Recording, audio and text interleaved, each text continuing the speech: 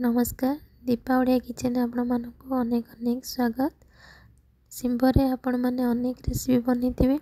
आज ये सिंब को मुझे डिफरेंट वे बनी खूब सहजरे आ स्वाद भी टी अलग लगे।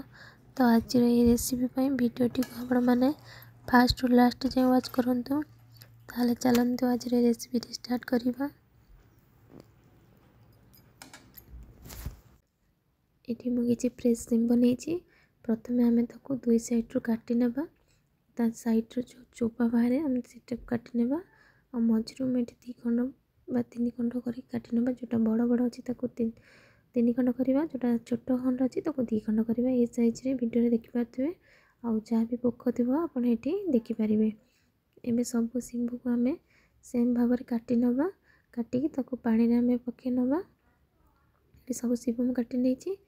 आईटे आलू नहीं बड़ साइज आलू ताको छोट छोट खंड कर काटिकी रखी भी पानी रे पकईदेवा। जहाँद्वारा आम आलू कला पड़ोनी। साइड कर मसला आम रेडी करवा। मसला देखो मुझे कला सोरिष और धला सोरिष दुई दुई चामच नहीं आम सुखा देदेवा। आपको आम फास्ट बुले नवा। जीरा गोटे चामच देवा। प्रथम आपको आम सुखारे ग्राइंडिंग कर आनिबा। गोटे सुखला लंका देकी तापर पानी देकी आम आपको भलसे गोटे फाइन पेस्ट बनईदेवा।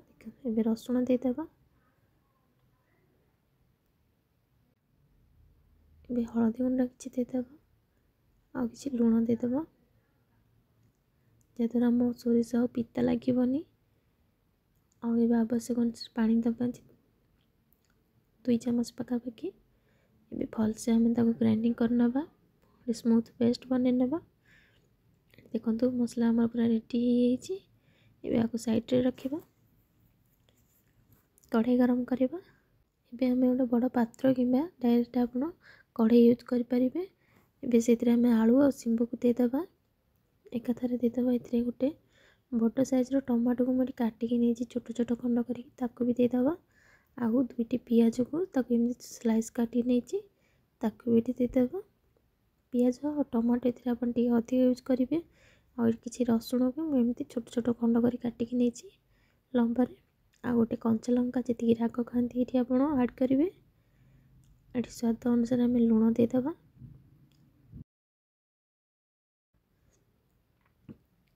आम मसला सब दे सारे। आम मसलार तो हलदी गुंड पड़ी जोटा आम मसला पेस्ट बनई से मसला पेस्ट को आम देदेवा।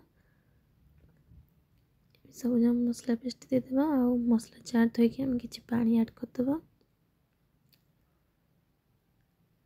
ये भाव में थे बनई देख देखिए बेस स्वादिष्ट लगे। जदि मो रेसिपी आपको भल लगे तो लाइक करूँ, शेयर करूँ और सब्सक्राइब करने जमा भी भूलें। ये मो पाखापाखि गोटे गिना पानी मुझे मसला सीझापी। आठी काश्मीर लंका गुंड टी गोटे चामच भल कलर आसापी। आप चाहिए स्किप भी करेंगे। आठी मु कंचा सोरिष तेल नहीं 2 बड़ चामच ये आम देदेवा। एबे सब मसला को चामच साहाय्य हो ना आप हाथ साहाय्य हो भलसे आम मिसई नवा। बिना गैस रे आम ये आगे मिसई नवा। तापर आम गैस ऑन करवा। एबे सब मिसई देछि। एबे ताको आम गैस ऊपर बसई नवा कवर करिकी। प्रथमे आम हाई फ्लेम रे टिके फुटई नवा। देखो ये चारिगुड़ फुटा सारे। एबे भलसे मिसई नवा। टिके एबे आम मीडियम फ्लेम करनबा। एमती आप रसुण टिके काटिकी पकेबे तरकारी रे खाइला बेले पाटी आसले बहुत टेस्टी लगे। एबे आम कवर करनबा 15 मिनट पे। 15 मिनट पर देखो ये आम मसला सब प्राय आसला। आलू भी सीझी आसला। एबे आम आउ टिके मसलाटा को सुखा करनबा आ किसी समय कवर करनबा। टोटाल मुझे 20 मिनट कवर करिछि। एबे देखो आमर पूरा रेडी हो गलानी। एबे काटिकी रखिथिबा आम टिके धनिया पत्र देदेवा। भल बास्ना आसीबो। आ निश्चिंत एमती बनई देखिए। कमेंट माध्यम जनइबे केमती होईछि। एबे आम कंचा सोरिष तेल आउ गोटे चामच देदेवा। पछरे सोरिष तेल देले कंचा स्मेल भल आसो एमती सोरिष मसला रे।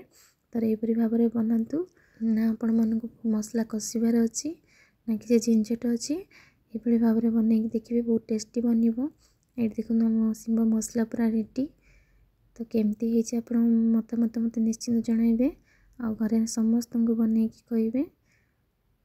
आशा करछि आपनको वीडियोटी पसंद आसथिबो। जदि वीडियोटी भल लागिबो तार लाइक करेंगे, शेयर करेंगे, और गोटे छोट सब्सक्राइब निहाती करेंगे। तो यहपरी भाव निश्चिंत बनातु। रही जय जगन्नाथ।